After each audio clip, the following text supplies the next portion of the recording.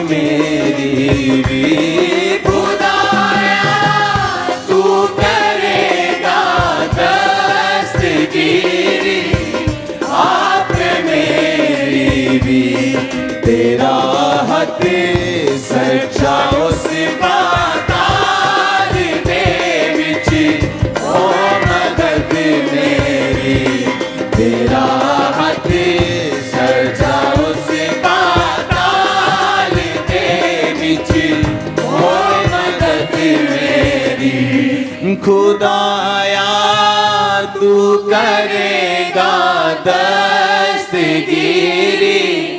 आप मेरी भी खुदाया तू करेगा दस्तगीरी आप मेरी भी तेरा हथ सच्चा उस पाताल दे दे विच हो मदद मेरी तेरा हथ सजा उस पाताल दे विच हो मदद मेरी खुदाया तेरी रूह तो मैं भला नस के किधर जावां हजूरी तेरी तो छुप के मैं केड़ी तरफ नूं नसां मैं चढ़ी जा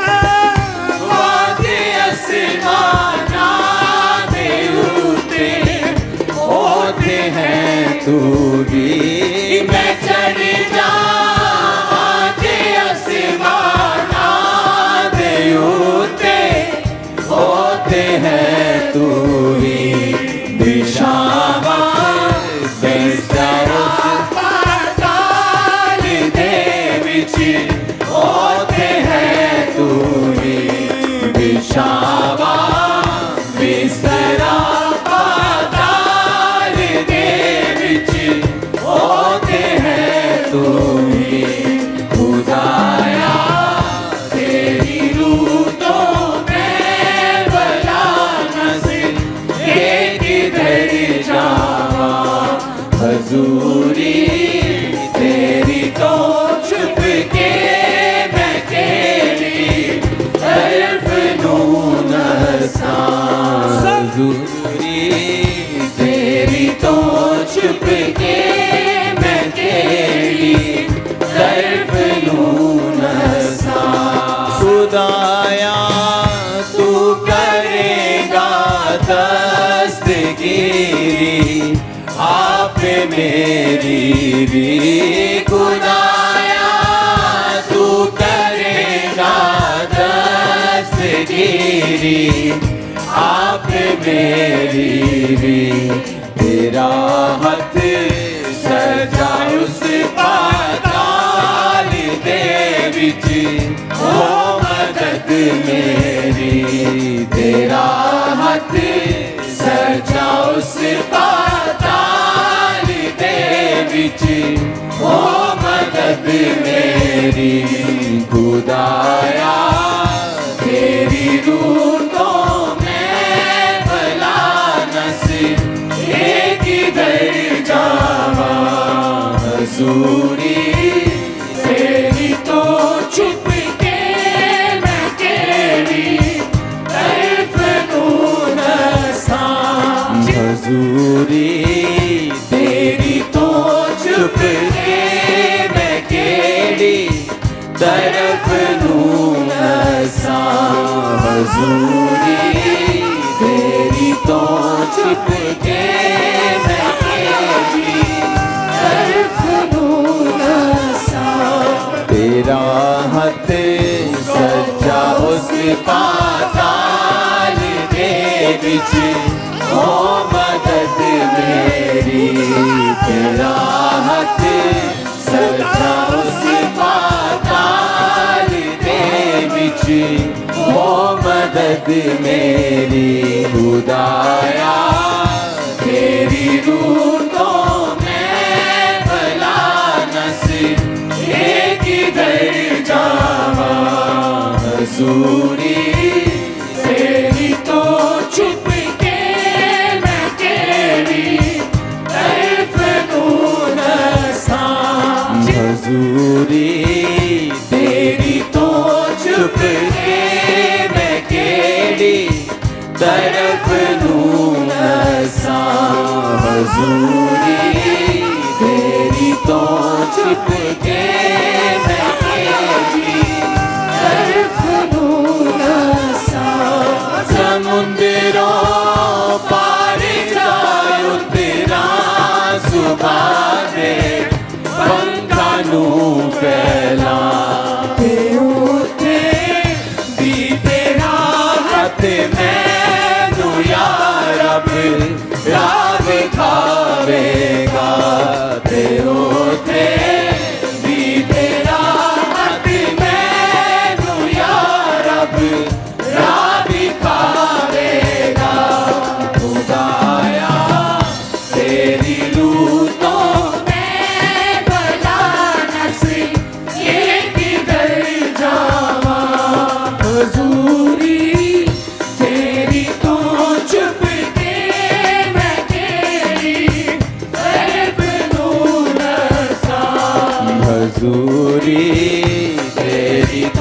छुप के मैं केड़ी तरफ हजूरी तेरी तो छुप के मैं केड़ी तरफ हजूरी तेरी तो छुप के मैं केड़ी तरफ तेरी तो छुप के मैं केड़ी तरफ जे मैं आखा के मैनू धुप हनेरा हुण छुपावेगा जे मैं आखा के मैनू धुप हनेरा हुण छुपावेगा मेरे गिरदे हनेरा भी तदों जान हो जावेगा मेरे गिरदे हनेरा भी तदों जान हो जावेगा खुदाया तेरी रूह तो मैं बना किधर जावा हजूरी तेरी तो छुप के मैं केड़ी तरफ नसा हजूरी तेरी तो छुप के मैं केड़ी तरफ नसा हजूरी तेरी तो छुप के मैं केड़ी तरफ नसा खुदाया तू करेगा दस्तगीरी आप मेरी भी खुदाया तू करेगा दस्तगीरी आप मेरी भी तेरा हाथ सजा उस पाताल दे विच ओ मदद मेरी तेरा हाथ सजा उस पाताल दे विच ओ मदद मेरी खुदाया तेरी रूह तो मैं भला नसीब किधर जावा हजूरी तेरी तो छुप के मैं केड़ी तरफ नसा हजूरी तेरी तो छुप के मैं केड़ी तरफ नसा हजूरी तेरी तो छुप के मैं केड़ी तरफ नसा तेरा हाथ सजा उस पाताल दे विच ओ मदद मेरी तेरा हाथ सजा उस पाताल दे विच ओ मदद मेरी बिछावा बिस्तरा पाताल दे विच होते हैं तू भी बिछावा बिस्तरा पाताल दे विच होते हैं तू ही तेरा हाथ सजा उस पाताल जोर से तारीफ करो परमेश्वर की जोर से तारीफ करो जोर से शाउट करते हुए हालेलुया सजा उस पाताल दे विच ओ मदद मेरी जोर से तारीफ करते हुए सजा उस पाताल दे विच ओ मदद मेरी तेरा हाथ सजा उस पाताल दे बिच हो मदद मेरी खुदाया, तेरी रूह तो मैं भला नस के किधर जावा, हजूरी तेरी तो चुप के मैं केड़ी तरफ लूं नसा।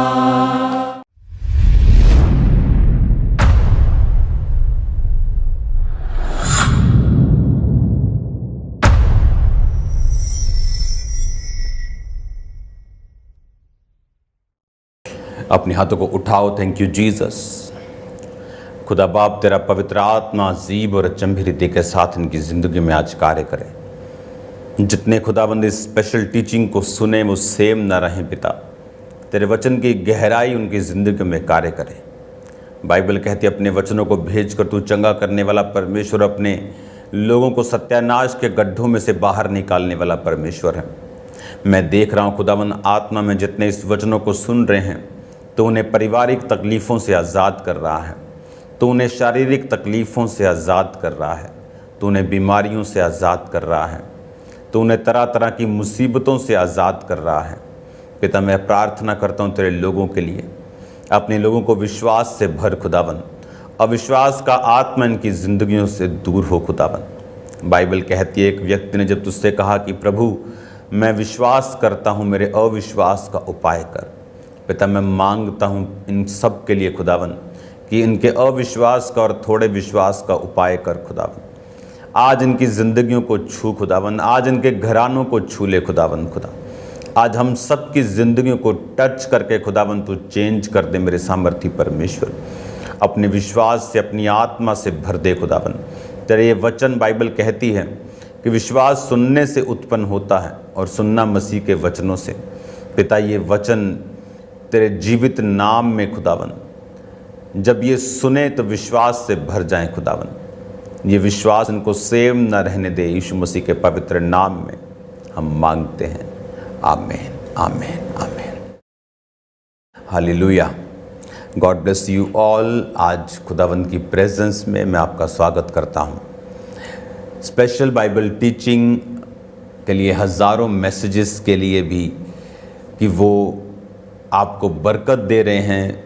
बहुत से लोग स्पेशल जो बाइबल टीचिंग है इसको सुनकर वो समझ रहे हैं परमेश्वर की योजनाओं को, क्योंकि मेरा ये विश्वास है, एक प्रेरित होने के नाते मुझे मालूम है कि खुदा ने आत्मा के किस ट्रेंड को वो सेट करना चाहता है अपने लोगों के लिए। जो प्रेरित की सेवकाई होती है वो सिर्फ हीलिंग करना या प्रीचिंग करना नहीं होती, वो ट्रेंड सेट करना भी होती है। हालेलुया। बहुत से लोग इसको यूज़ करते हैं इस टाइटल को, लेकिन उनकी लाइफ में वो प्लानिंग परमेश्वर की नहीं होती। और मैं इसको यूज़ नहीं करना चाहता था, लेकिन बार बार फोर्सफुली परमेश्वर के कई भविष्यद्वक्ताओं के द्वारा बोलने के बाद फिर मैंने इसे यूज़ किया था। क्योंकि मैं ये बात जानता हूँ कि जब मैं देखता था कि रोज़ जो पाप लोगों को करने के लिए स्पेशल जाना पड़ता था, अब वो उनके फ़ोन पर आ चुका है। अब वो फ़ोन पर वो देख सकते हैं जो उनको देखने के लिए एफ़र्ट्स करना पड़ता था। शैतान ने अपने इंस्ट्रूमेंट्स को और टेक्नोलॉजी को यूज़ किया है लोगों को गिराने के लिए। पाप बढ़ा है, बीमारियां भी बढ़ी हैं, मॉरलिटी जो इंसान मोरल रूप में और गिरा है, और इसीलिए मुसीबतें भी और बढ़ी हैं। और एक प्रेरित होने के नाते मुझे मालूम था कि अगर शैतान इस रीति के साथ काम कर रहा है तो हमें भी उसी रीति से और उसको जवाब देने के लिए काम करना पड़ेगा।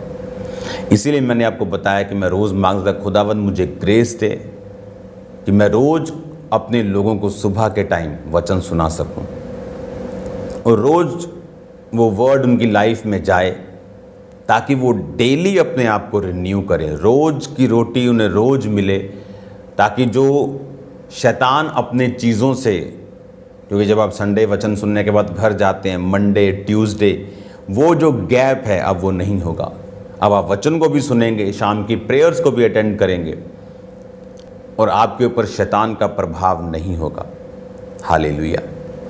अब जब इस पहला कुरिन्थिया उसकी 1 उसकी 26 से लेके 29 को हमने सुना था कि परमेश्वर कहता कि मैंने जगत के निर्बलों को चुना, जगत के तुच्छों को चुना, अपने बुलाए जाने को सोचो ना, बहुत ज्ञानवान कुलीन बुलाए गए। कौन बुलाया गया? परमेश्वर ने कहा मैंने जगत के निर्बलों को चुन लिया, मैंने जगत के तुच्छों को चुन लिया। पुराने नियम में जब परमेश्वर चुनता था एक व्यक्ति को, उस पर आत्मा उतरता था, वो बड़े कार्य करता था। अब परमेश्वर कहता अंत के दिनों में अपना आत्मा सब मनुष्यों के ऊपर उंडेलूंगा। अब परमेश्वर ने क्यों ऐसा कहा? वो अपनी आत्मा को सब मनुष्यों के ऊपर क्यों उंडेलना चाहता है? उसका क्या मकसद है अपनी आत्मा को देने का? व्यर्थ में आप तो अपने घर में एक हथौड़ी तक नहीं लेके आते, एक प्लास तक नहीं लेके आते व्यर्थ में कि चलो 2 ले लेते, 3 ले लेते हैं, जितनी ज़रूरत हो आप उतना लेते हैं। तो व्यर्थ में परमेश्वर आपको अपना आत्मा क्यों देगा? वो आपको भविष्यवाणियाँ क्यों देगा? वो आपको दर्शन और स्वप्न क्यों देगा? क्योंकि इसको देने का मकसद है, परमेश्वर इस एंड समय में अपनी ग्लोरी को लोगों को शो करना, दिखाना चाहता है। और इस धरती के ऊपर अगर परमेश्वर अपनी ग्लोरी को, अपनी महिमा को, अपने आप को दिखाना चाहता है तो वो आपका इस्तेमाल करता है। इस धरती का रूल परमेश्वर ने बनाया है कि कोई भी आत्मा अकेली काम नहीं कर सकती। इसीलिए शैतान अगर काम करता होता अकेला आत्मा उसका, तो वो जाकर कुछ भी कर सकता, चलते प्लेन में फॉल्ट डाल सकता, कुछ भी कर लेता, लेकिन उसको भी शरीर चाहिए। इसीलिए वो लोगों को टेररिस्ट बनाता है, अपने देशों के खिलाफ खड़ा करता है। इसलिए वो इस रीति के साथ काम करता है। लेकिन परमेश्वर अपने लोगों को चुनता है शैतान के कामों को नष्ट करने के लिए। वो उन्हें प्रार्थनाएं करने के लिए चुनता है, चैरिटीज़ करने के लिए चुनता है, प्रेयर्स करने के लिए, अपने देश के लिए, अपने लोगों के लिए, अपनी स्टेट्स के लिए परमेश्वर उन्हें चुनता है। तो इसीलिए परमेश्वर ने कहा मैंने तुम्हें चुना है ताकि मैं अपनी ग्लोरी, अपनी महिमा को लोगों को दिखा सकूं। मैं कितना भला, कितना दयालु, मैं चंगा करने वाला, माफ़ करने वाला, आज़ाद करने वाला, शैतान के जकड़े हुओं को छुड़ाने वाला परमेश्वर हूँ। आमीन। अब हम जब पहला कुरिन्थिया 1 उसकी 26 से 29 अब आप पढ़ेंगे घर अपने बाद में इस टीचिंग के, और आप इस वचन को ध्यान से समझेंगे। और अब मैं ये चाहता हूँ कि आप उत्पत्ति को निकालें, उत्पत्ति 29 उसकी 31 आयत। उसमें लिखा है जब यहोवा ने देखा कि लिया अप्रिय हुई तब उसने उसकी कोख खोली और राहेल बांझ रही। इसहाक के 2 बच्चे हुए, एसाव, याकूब। और बाइबल कहती जो एसाव था वो एक रफ एंड टफ मैन था। बाइबल कहती वो रुआर पुरुष था, बालों वाला पुरुष, रफ एंड टफ, धनुर्धारी यानी धनुष चलाने वाला, शिकार करने वाला, बहुत ही फास्ट, बहुत ही अमेजिंग इंसान था। और लिखा दूसरा बच्चा जो याकूब था वो सीधा था, भेड़ बकरियों को चराता था। और वचन कहता है एक दिन जब याकूब दाल पका रहा था तो एसाव आया और उसने कहा तू क्या पका रहा है ये लाल वस्तु? उसने कहा ये दाल है। उसने कहा ये दाल और रोटी मुझे दे क्योंकि मैं भूख से मरा जा रहा हूँ। याकूब ने कहा मैं ये दाल और ये रोटी तुझे दे दूंगा, तू अपने पहलोठे होने का अधिकार मुझे दे दे। क्योंकि वो जुड़वा थे लेकिन पहले एसाव जन्मा था। तो वचन कहता है कि उसने अपने पहलोठे होने के अधिकार को तुच्छ समझा और उसने याकूब को वो अधिकार देकर रोटी खाई, दाल खाई और वहाँ से वो चला गया। जब आशीष पाने का समय आया, जब इसहाक बूढ़ा हो गया और उसने कहा कि एसाव तू बड़ा है, जा और शिकार करके लेके आ और ताकि मैं खाऊं और कोई अच्छी वस्तु खाकर मैं तुझे आशीर्वाद दूं। इसहाक खरबोंपति इंसान था, तो वो कोई ऐसा मत समझना कोई गरीब इंसान कह रहा है कि मुझे कुछ खिला तो मैं तुझे आशीर्वाद दूँ कि रब तेरा हुन पला करे नहीं, ऐसा नहीं था। वो अपनी फेवरेट चीज़ कोई मांग रहा था कि उसे खाकर वो अंदर से खुश हो, वो उसकी स्पिरिट हिले और वो उसके बाद वो अपने वचनों को एसाव को दे। लेकिन उसकी माँ ने सब कुछ सुना। याकूब को उसने धोखे से भेजा कि जा तू वो बरकत ले ले। उसने बकरी के बच्चों की खाल उसके इधर इधर सब जगह करके उसको भेज दिया। और उसने जब पूछा कि तू कौन है, उसने कहा मैं तेरा बेटा हूँ एसाव और तेरी फेवरेट डिश को लेके आया हूँ। उसने कहा, जब टटोल कर देखा कि हाँ कि बोली तो मुझे याकूब जैसी लगती है लेकिन हाथ तो बॉडी एसाव जैसी है। और उसी के कपड़े डाल के वो आया था, माँ ने दे दिए थे। और जब उसको उसने हग किया तो उसके कपड़ों की सुगंध पाकर उसने उसे बरकत दी और उसे कहा कि तुझे परमेश्वर यहोवा आशीष दे। उस बरकत को हम पढ़ेंगे। तो उसने कहा 27 आयत में, उसने निकट जाकर उसको चूमा और उसके वस्त्रों का सुगंध पाकर उसे आशीर्वाद दिया। देख मेरे पुत्र की सौगंध जो ऐसे खेत की सी है जिस पर यहोवा ने आशीष दी हो। परंतु परमेश्वर तुझे आकाश से औंस, भूमि की उत्तम से उत्तम उपज और बहुत सा अनाज और नया दाख मधु दे।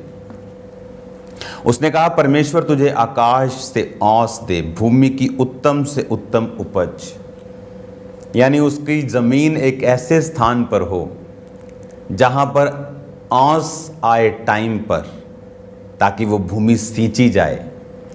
और उसने क्या कहा कि उत्तम से उत्तम उपज, यानी ऊपर भी तेरे बेस्ट हो और नीचे धरती जो ज़मीन तुझे मिले। आप याद रखना ये उस समय की बात है जब साइकिल भी साइकिल शायद होते होंगे, आई थिंक डोंट कि साइकिल होते हैं कि नहीं, तब आई थिंक साइकिल भी नहीं थे, रथ शायद होते होंगे। हाँ, रथ भी शायद ना हो, इतनी पुरानी बात है ये।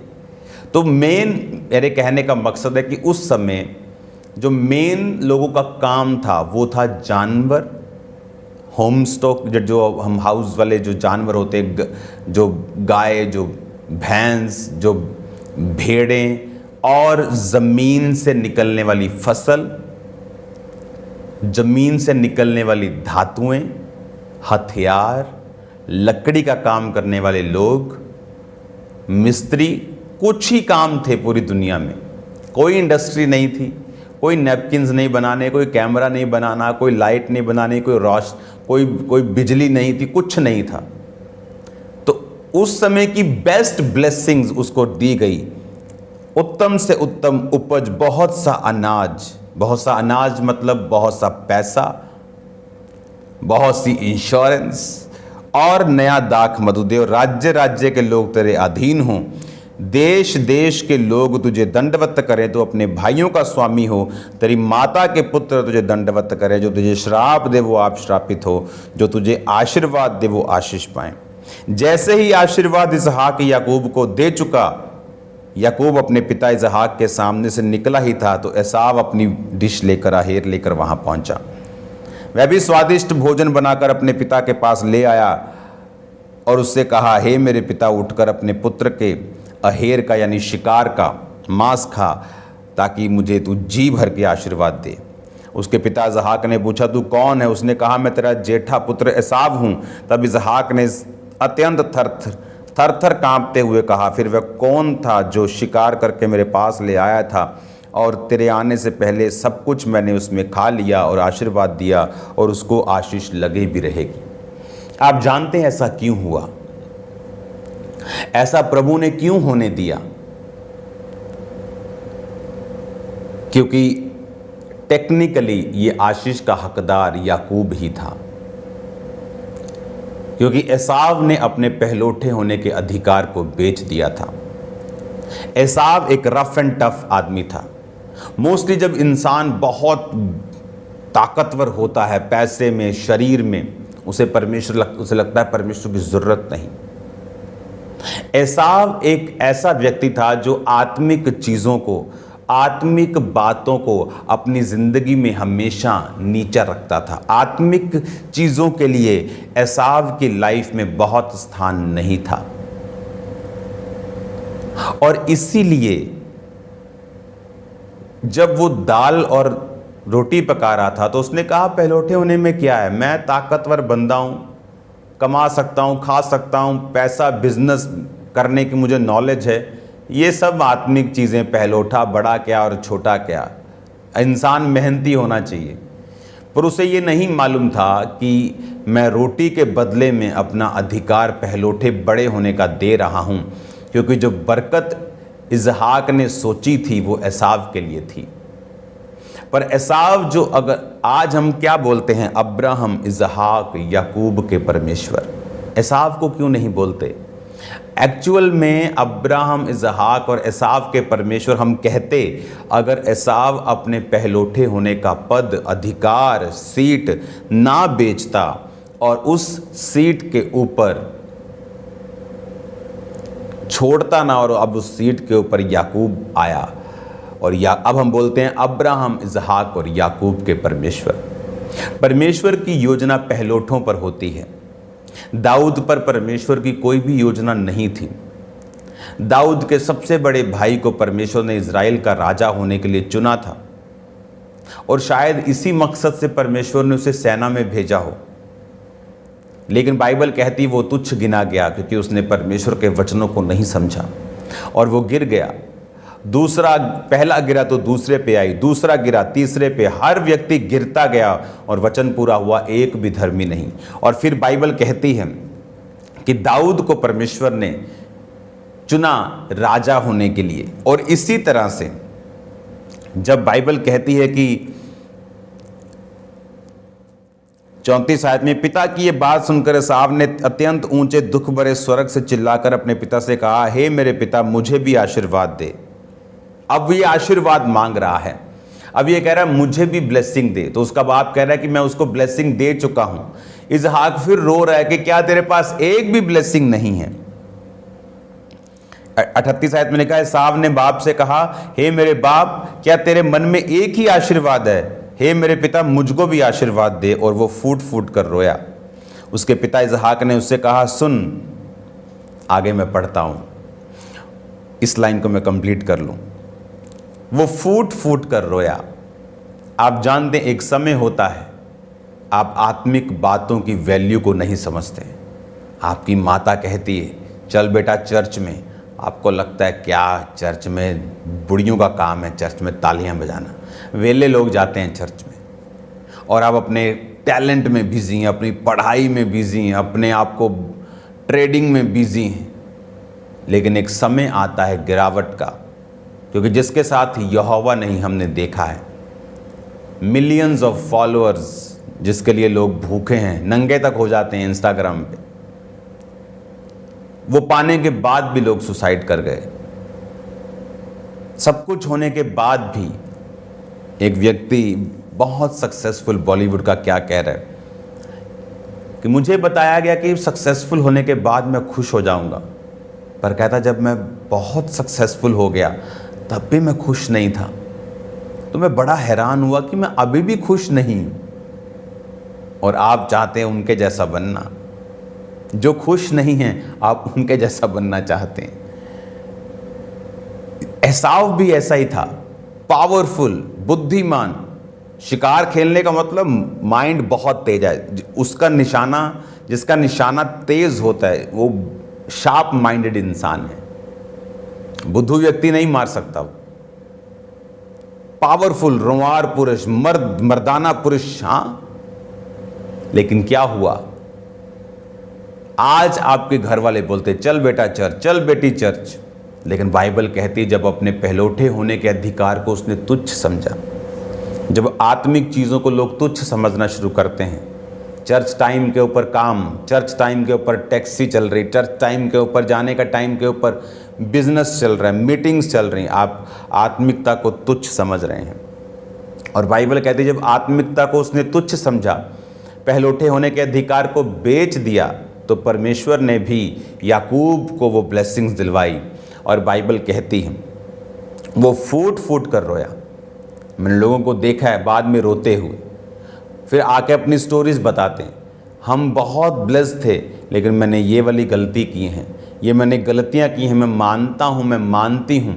और वो फूट कर फिर रोते हैं और परमेश्वर से क्षमा मांगते हैं कि प्रभु आगे से हम शरीर के अनुसार नहीं चलेंगे, आगे से हम तेरी आत्मा की बातों पर ध्यान देंगे। क्यों परमेश्वर ने आपको आत्मिक बातों को दिया है, आपको वचन दिया है इस पे चलने के लिए? क्यों परमेश्वर आपकी लाइफ को क्या वो बोरिंग करना चाहता है? नो, आपकी लाइफ को वो बोर नहीं, आपको सेफ रखना चाहता है। एक छोटा बच्चा जब अपने बाप को बोलता है मुझे गाड़ी चलानी है, उसे लगता है गाड़ी चलाना is the world's most exciting thing, कि मैं चलाऊंगा तो मैं हीरो बन जाऊं। तो बाप जानता है कि बेटा ये एक्साइटमेंट अभी तेरे लिए नहीं है, इसका तुझे नुकसान हो सकता है, सो बड़ा हो जा, सीख, फिर ये तेरी ही है। जब तू बड़ा होके सीख जाएगा, इससे भी जो बेटर है वो भी तेरी लाइफ में आएगी। अब अगली आयत को मैं पढ़ूंगा। 39 आयत में लिखा है, उसके पिता इसहाक ने उससे कहा, सुन, तेरा निवास उपजाऊ भूमि से दूर रहे और ऊपर से आकाश की ओस उस पर ना पड़े। तू अपनी तलवार के बल से जीवित रहे और अपने भाइयों के अधीन तो हो, पर जब तू स्वाधीन हो जाएगा उसके जुए को अपने कंधे पर से तोड़ फेंके। अब उपजाऊ भूमि तो वो याकूब को दे चुका, ओस वो याकूब को दे चुका, तेरे भाई तेरे अधीन हों वो याकूब को दे चुका, वंश जनरेशंस पे जनरेशंस की ब्लेसिंग्स वो याकूब को दे चुका, जो तुझे आशीर्वाद दे वो ब्लेस्ड हों, जो तुझे कोसे वो श्रापित हों, वो याकूब को दे चुका। इसको क्या दिया? कि तेरा निवास उपजाऊ भूमि से दूर हो। खुदा का वचन इतना सच्चा है, जितना इंसान की आप बोल रहे हो कि उसकी उपस्थिति से भी अधिक। आप जो देख रहे हैं ना, सामने कैमरा है, सामने लाइट है, इससे भी ये ट्रू है, ये कम सच्चा है, उसका वचन ज़्यादा सच्चा है। अगर आप चले जाएं मिडिल ईस्ट में, वहाँ आप देखेंगे कि तेरा निवास उपजाऊ ज़मीन से दूर हो, ये किसे कहते हैं? आकाश की ओस उस पर ना पड़े, ये किसे कहते हैं? आप चले जाओ मिडिल ईस्ट देशों में, आपको रात को ओस नहीं पड़ती। उपजाऊ भूमि नहीं है। तलवार के बल से तू जीवित रहे, अपने भाई के अधीन तो हो, जब तू स्वाधीन हो जाए उसके जुए को अपने कंधे से उखाड़ फेंके। आज वो लोग फ्री हैं, तलवार के बल से जीवित हैं, फाइट करने वाले लोग हैं। एक एक वचन बाइबल का पूरा होता है। वो कौन लोग हैं जो मिडिल ईस्ट देशों में रहते हैं? आप जीसस क्राइस्ट को देखो, यहूदियों को देखो, आज भी इजरायली लोगों को देखो, और मिडिल ईस्ट देशों को देखो। मैं जाता हूं मिडिल ईस्ट देशों में, सेम है दोनों। क्यों? क्योंकि दोनों एक ही पिता की संतान हैं। हालेलुया। एक जैसे लगते हैं दोनों। आप शेखों को देखेंगे जब और इजरायलियों को देखेंगे तो सिर्फ वो कपड़े का फ़र्क है, वो ड्रेस का फ़र्क है, शक्ल सेम है। क्यों? क्योंकि वो एक ही परिवार से निकले हैं। उनको भी मालूम है हमारा पिता अब्राहम है, वो भी बोलते हैं ये बात। और परमेश्वर ने क्या कहा? तुम्हारा निवास उपजाऊ भूमि से दूर रहे। आत्मिकता के कारण उसको अच्छी भूमि और आत्मिक बातों पर इग्नोरेंट रहने के लिए उसका निवास उपजाऊ भूमि से दूर किया गया। आज जो इजरायलियों को श्राप देते हैं वो श्रापित होते हैं। जो इजराइलियों को आशीर्वाद देते हैं वो ब्लेस्ड होते हैं। आप देख लो, एक एक वचन बाइबल का वो कंप्लीट हो रहा है। इस वचन को मैं कंटिन्यू जारी रखूंगा और आप ब्लेस्ड हैं यीशु मसीह के नाम में। आज शाम को प्रार्थना पहाड़ की प्रेयर अटेंड करना मत भूलना। मोस्ट ब्लेस्ड और फायर से भरी हुई प्रेयर्स आज शाम को हम सुनेंगे। खुदाबंद आपके साथ हैं। आप सेम नहीं हैं यीशु मसीह के नाम में। आपकी लाइफ सेम नहीं है यीशु मसीह के नाम में। मैं आपको ब्लेस करता हूँ और मेरा बिलीव है ये बाइबल टीचिंग, ये स्पेशल बाइबल टीचिंग जो आपके लिए स्टार्ट हुई, आप सेम नहीं होंगे। अपने हाथों को उठाओ। Thank you Jesus. जो लोग आज पहली बार प्रार्थना को सुन रहे हैं या वचन सुन रहे हैं, अगर आप चाहते हैं कि प्रभु यीशु मसीह आपके जीवन में आए तो आंखों को बंद करके अपने हाथों को उठा लें और मेरे पीछे बोलें, प्रभु यीशु मसीह, मैं पापी हूँ, मुझे माफ़ करें, अपने लहू से धोकर मुझे साफ़ करें। मैं विश्वास करता हूँ, करती हूँ, तो मेरे लिए मारा गया, गाड़ा गया और तीसरे दिन मुर्दों में से जी उठा। मैंने सुना है आप पापियों को मारते नहीं बल्कि उनको बचाते हैं। मुझे बचाएं, मेरे जीवन में आएँ, मुझे अपनी संतान बनाएं।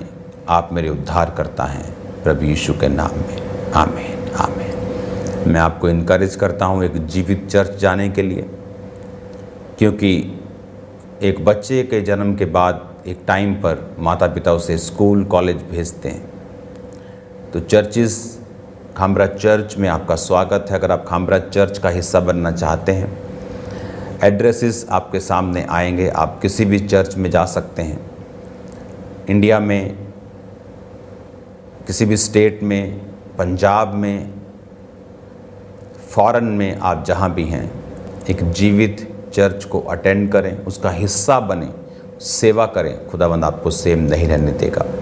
God bless you all. आज शाम को मिलते हैं फायर फिल्ड प्रेयर के साथ, प्रेयर माउंटेन्स की प्रेयर के साथ। आप सेम नहीं होंगे। God bless you all. जय मसीह की सबको।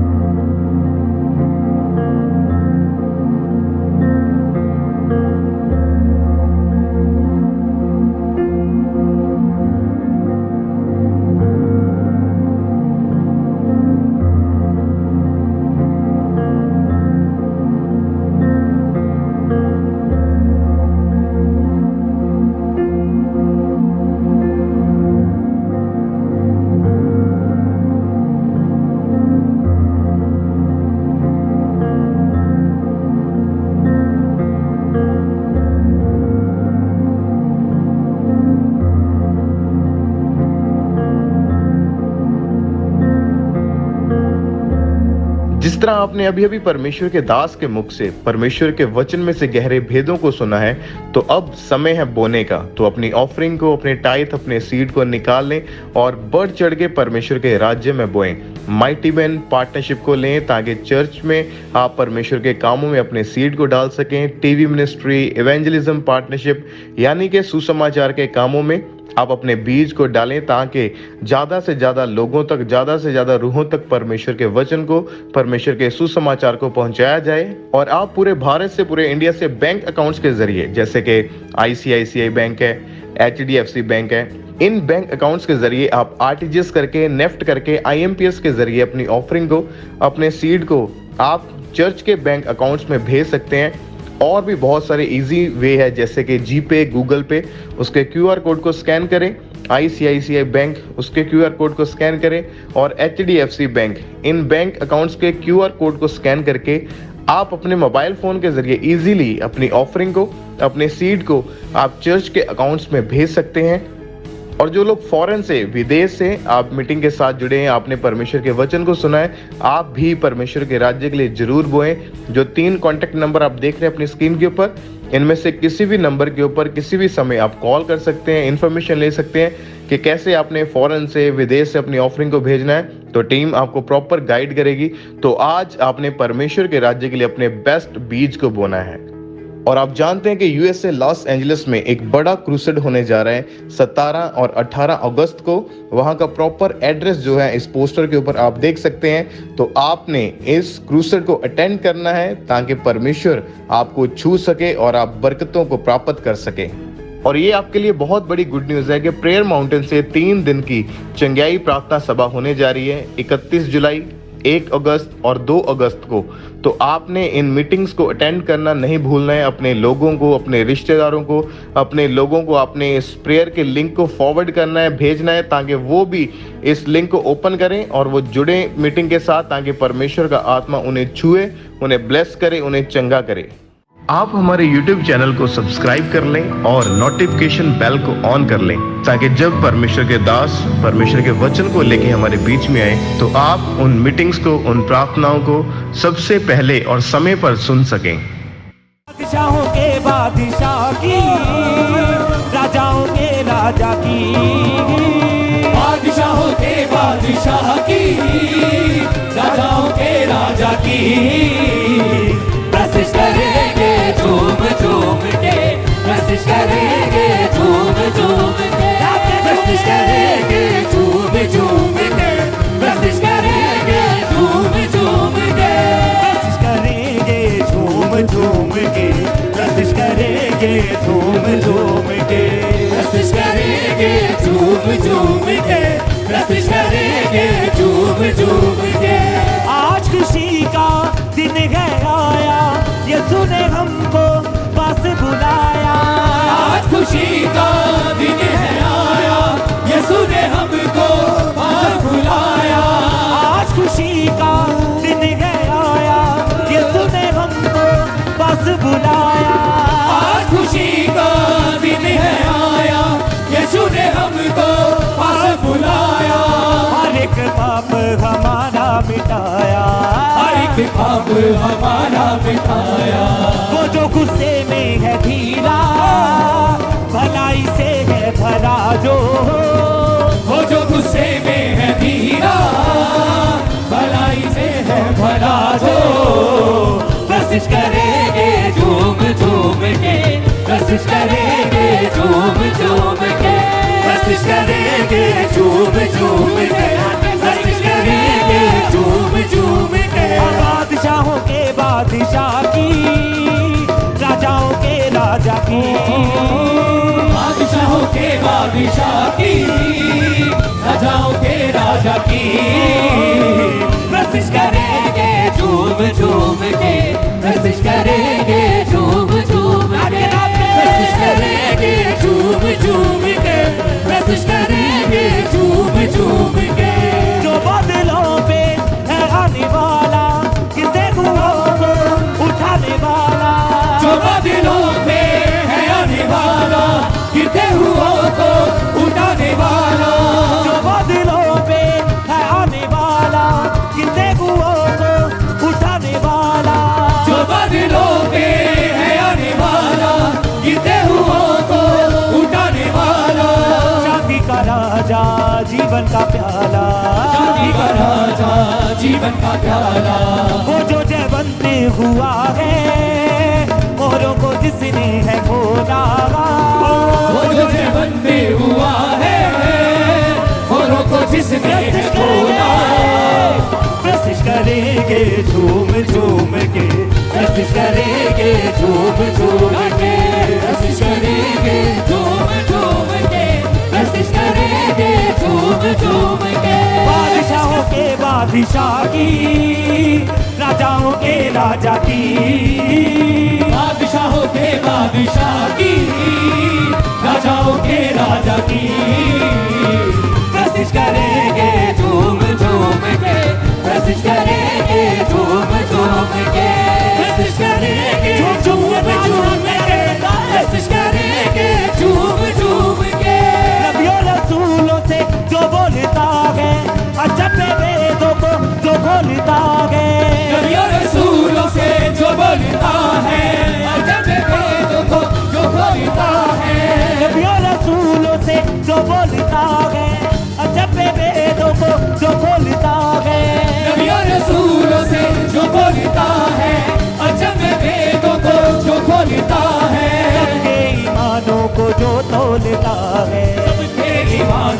जो तोलता है, वो जो फतेह बख्शता है दुश्मन की सब नीतियों पे, वो जो फतेह बख्शता है दुश्मन की सब नीतियों पे।